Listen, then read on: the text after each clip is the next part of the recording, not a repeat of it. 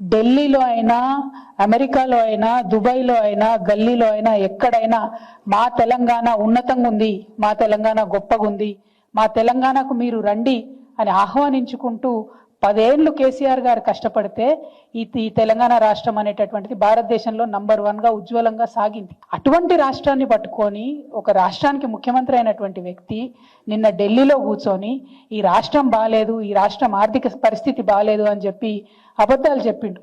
మన కర్మ ఏంటంటే ఆయన మన ముఖ్యమంత్రి గారు కావడం. దాంతోనే ఏం జరిగింది, మొత్తం ఇవాళ దేశంలో ఉన్నటువంటి అన్ని పత్రికలు కూడా Telangana state is in a financial crisis చెప్పిండు ముఖ్యమంత్రి గారు అని చెప్పి తాటాకంత అక్షరాలతోని దేశవ్యాప్తంగా తెలంగాణ రాష్ట్రం యొక్క పరువు పోయినటువంటి పరిస్థితి. ఎంత బాధ అవుతుంది. ఒక తల్లి ఒక బిడ్డని కంటే ఎంత ప్రసవ వేదన పడుతుందో తెలంగాణ సమాజం అంత ప్రసవ వేదన పడితే వందలాది మంది బిడ్డలు చచ్చిపోతే వచ్చినటువంటి రాష్ట్రం తెలంగాణ రాష్ట్రం. ఆ రాష్ట్ర సాధనలో పాత్ర లేదు కాబట్టే మన ముఖ్యమంత్రి గారికి ఈ ఇసుమంతా కూడా నొప్పి కానీ బాధ కానీ తెలంగాణ రాష్ట్రం పట్ల గౌరవం కానీ లేదు. ఆర్బీఐ బాజాప్తా చెప్పింది. రేవంత్ రెడ్డి గారు లెక్కలు చెప్తే నేను నమ్మకపోతుండే, కానీ ఇది ఆర్బీఐ చెప్పిన లెక్క. దీని ప్రకారమే యావరేజ్గా 3,000 కోట్లు రాష్ట్ర ప్రభుత్వం ఖర్చు పెడుతుంది. అంటే మరి ముఖ్యమంత్రి గారికి ఈ లెక్క తెలియదా?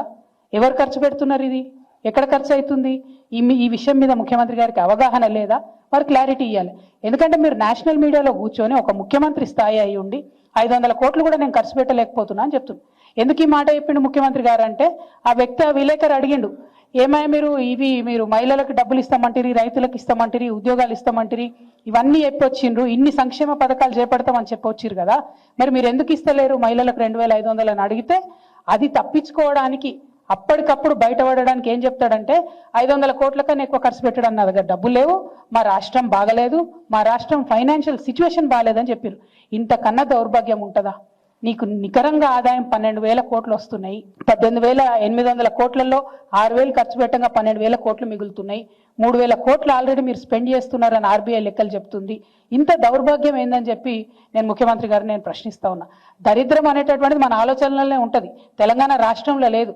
తెలంగాణ రాష్ట్రాన్ని కేసీఆర్ గారు ఒక స్థాయి వరకు తీసుకొచ్చి నిలబెట్టిండ్రు. ఇప్పుడు దాన్ని మొత్తం పడగొట్టాలి, అదేం బాగలేదని చెప్పాలనే ప్రయత్నంలో మన సొంత రాష్ట్రాన్ని అవమానిస్తున్నటువంటి ముఖ్యమంత్రి గారి వైఖరిని ఈ సందర్భంగా నేను తీవ్రంగా ఖండిస్తా ఉన్నాను.